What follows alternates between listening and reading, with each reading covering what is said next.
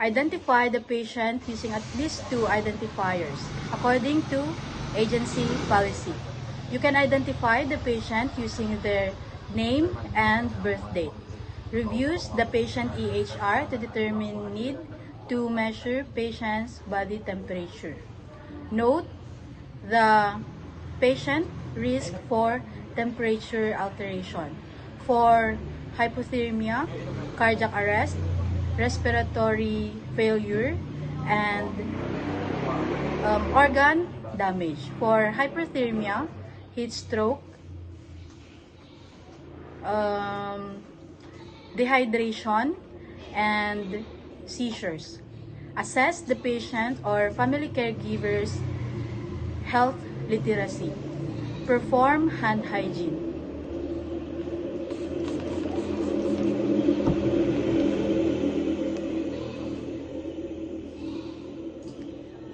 Assess for factors that influence temperature. For factors that influence temperature is age, time of day, and environment. Determine the appropriate measurement site and device for patient. Use disposable thermometer for patient on isolation precaution. Assess the patient knowledge of and prior experience with temperature measurement and feelings about procedure. For the planning, determine expected outcomes following the completion of procedure. Provide privacy and explain procedure and importance of maintaining proper position until the temperature reading is complete. Organize and set up any equipment needed to perform procedure. When measuring oral temperature, verify that patient has not had anything to eat or drink and has not chewed gum or smoked within the past 20 minutes. So for the implementation of oral temperature, first perform hand hygiene and help patient to comfortable position that provide easy access to temperature measurement site. Obtain temperature correctly. Obtain oral temperature electronic correctly. Apply clean gloves when appropriate. Remove thermometer pack from charging unit. Attach oral thermometer probe stem to thermometer unit. Grasp top of probe stem without applying pressure on ejection button. And slide disposable plastic probe cover over thermometer probe stem until cover lock in place. Ask patient to open mouth. Observe for any inflammatory process such as redness, swelling, and pain. When present, consider an alternate route. Place thermometer probe under tongue in posterior sublingual pocket, lateral to center of lower jaw. Ask patient to hold thermometer probe with lips closed and to refrain from talking. Left thermometer probe in place until audible signal indicates completion and patient temperature appeared on digital display. Remove thermometer probe stem to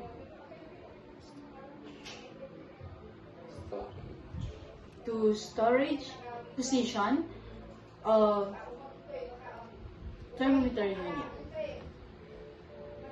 Push ejection button on thermometer probe stem to discard plastic probe cover into appropriate receptacle. Return thermometer probe stem to storage position of thermometer unit. When wearing gloves, remove and dispose in appropriate receptacle and perform hand hygiene. So, before performing the procedure, we need to perform hand hygiene.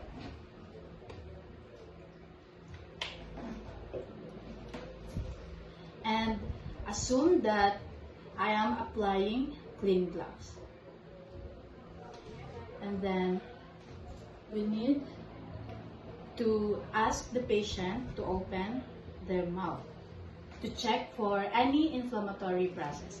So, sir, mabayan mo ka din nga ilukat, tingin mo takitaan tayo mo adabati infection or what?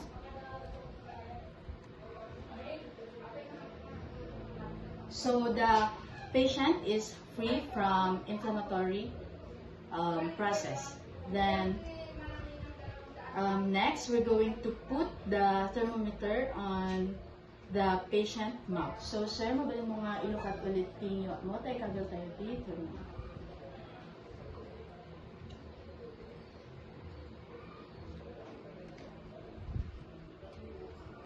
So, assume that the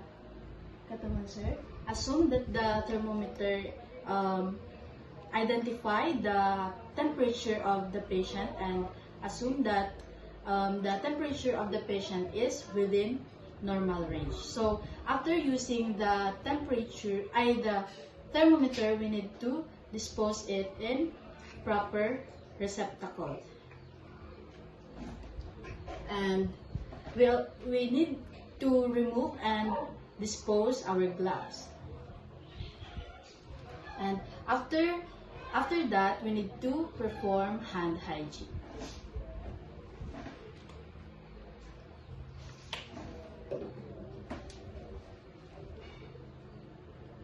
So for the implementation of rectal temperature with patient in side lying or left lateral recumbent position with upper leg flex, expose only anal area.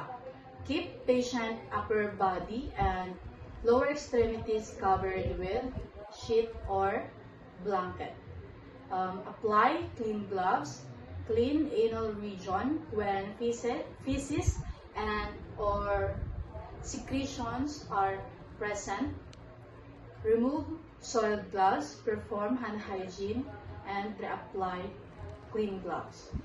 Remove thermometer pack from charging unit. Attach rectal thermometer probe stem, red tip on thermometer unit. Grasp top of probe stem. Do not apply pressure on ejection button.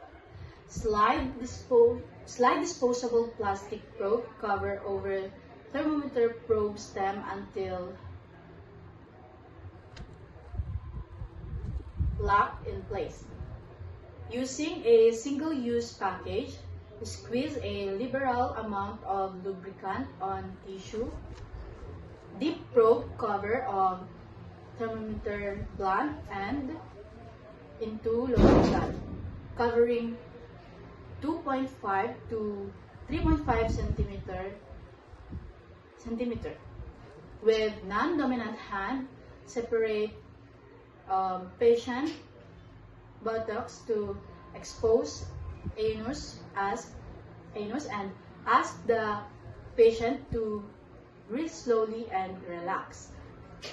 Insert thermometer into anus in direct or umbilicus 3.5 centimeter or 1.5 inches for adult. Do not force thermometer. Hold thermometer probe in place until audible signal indicate completion and patient temperature appeared on digital display. Remove thermometer probe and not temperature ready. Push ejection button on thermometer stem to discard plastic probe cover into appropriate receptacle. Wipe probe stem with antiseptic swab. Allow probe stem to dry and return probe stem to recording unit. Clean patient's anal area and discard tissue. Perform perineal hygiene as needed. Replace gown and linen. Remove and dispose of gloves in appropriate receptacle. Perform hand hygiene. So, first we need to position the patient to left lateral recumbent with upper leg flex. And then cover with blanket, exposing only their anal, and perform hand hygiene and apply. Assume that I'm applying gloves, and then check the anal of the patient if there is a presence of feces. So the patient is free from feces. So we need to remove again we need to remove and dispose the gloves. Then perform hand hygiene again and apply clean gloves.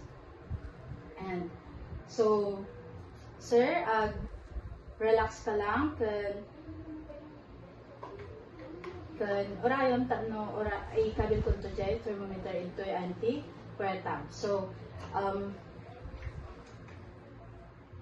ikabil. So we need to put the thermometer to patient's anal area.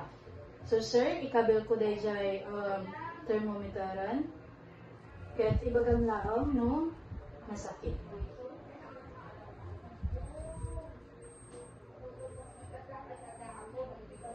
So, assume that the thermometer identify the patient temperature, and also assume that the temperature of the patient is within normal range.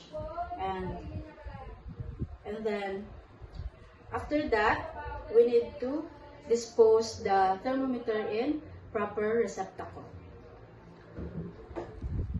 And we need to clean again the anal area of the patient.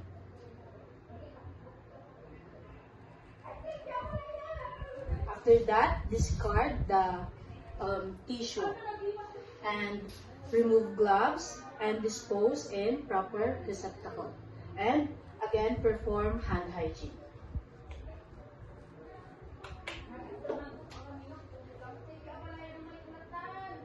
The implementation of auxiliary temperature electronic correctly. First, provide patient privacy. Help patient to supine or sitting position. Remove clothing from shoulder and arm. Remove thermometer pack on charging unit. Attach oral thermometer probe stem, the blue tip to thermometer unit. Grasp top of thermometer probe stem. Do not apply pressure on ejection button. Slide disposable plastic probe cover over thermometer stem until cover lock in place. Raise patient's arm away from torso. Inspect for skin lesions and excessive perspiration, dry axilla or selected alternative site as needed. Insert thermometer probe into center of axilla, lower arm, over probe, and place arm across patient's chest. Held probe in place until audible signal indicates completion and patient's temperature appeared on digital display. Remove thermometer probe from axilla. Note temperature reading. Push ejection button on thermometer stem to discard plastic probe cover into appropriate receptacle. Return thermometer stem into storage position of recording unit. Replace linen or gown. Perform hand hygiene. So first, we need to perform hand hygiene.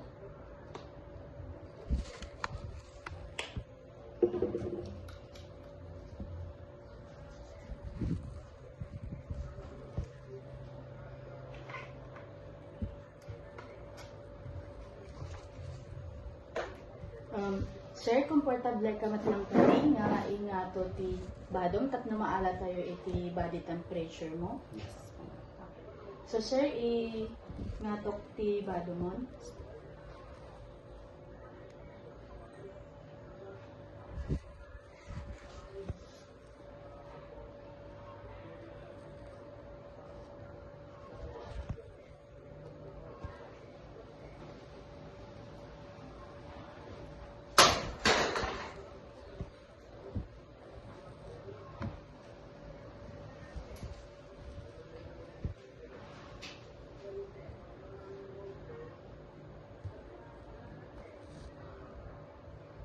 So after hearing the sound of the thermometer,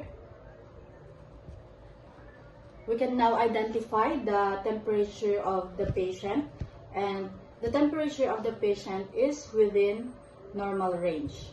After using the temperature, after using the thermometer, we need to dispose in appropriate receptacle, and then after we need to perform hand hygiene.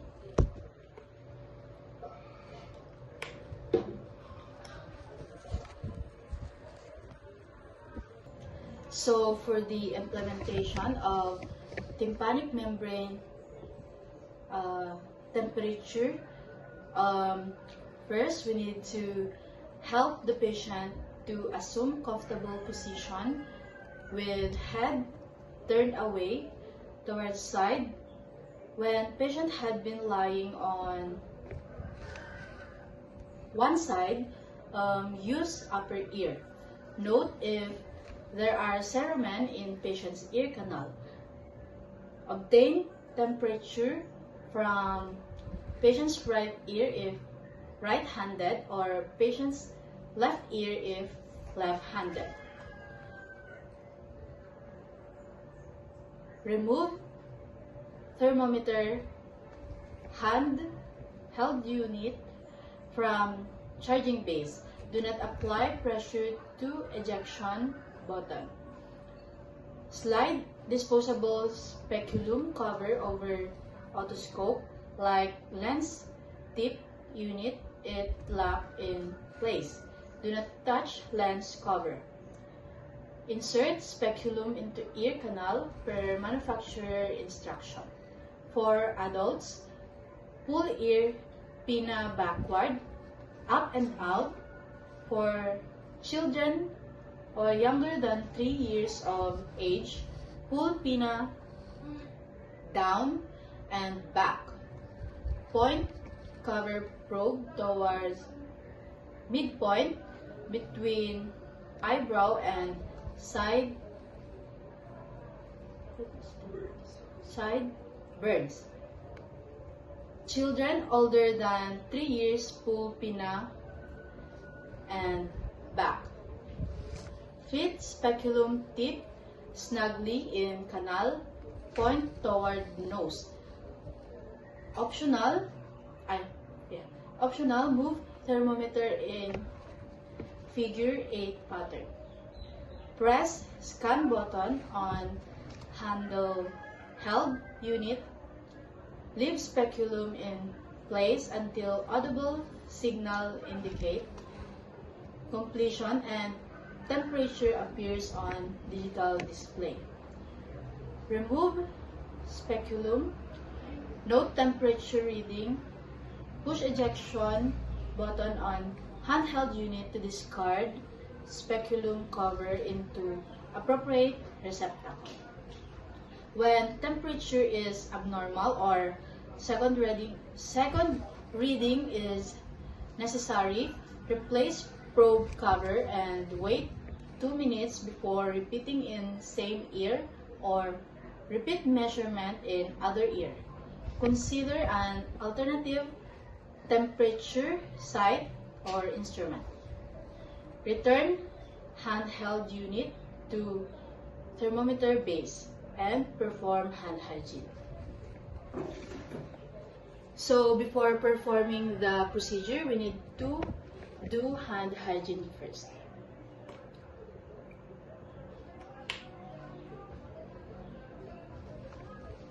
And then, so sir, right-handed ka ba or left-handed? Right-handed.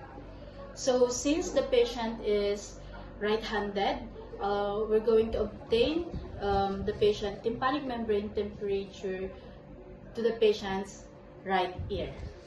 And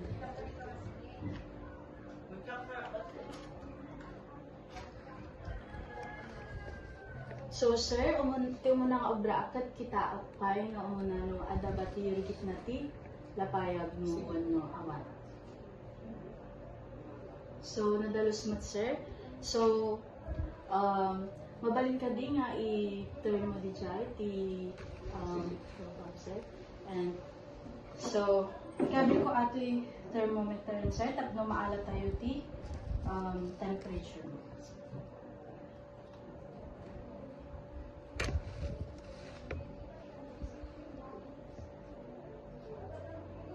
So, leave the thermometer until audible sound is heard and the temperature appear on the digital display of the thermometer.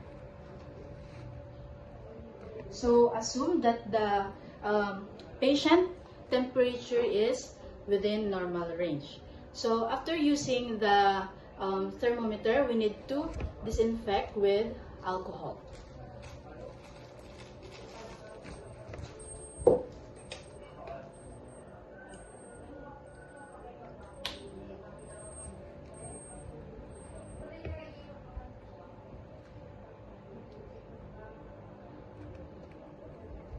And put it back to the thermometer base and perform hand hygiene.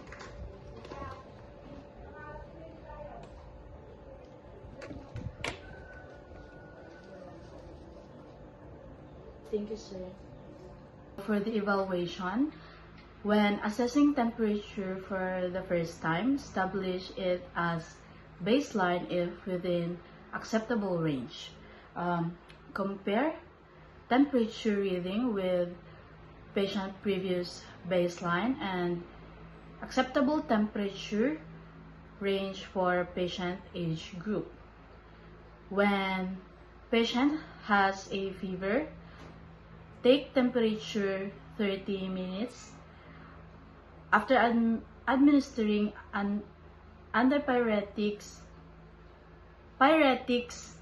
and every 4 hours until temperature stabilize.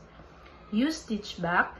Revise instruction if patient or family caregiver is not able to stitch back correctly. For the documentation, document temperature and route appropriately. Document temperature after administration of specific therapies as applicable. document evaluation of patient and family caregiver learning. For the handoff reporting, report abnormal findings appropriately. Report measures taken to reduce or increase temperature and need for reassessment.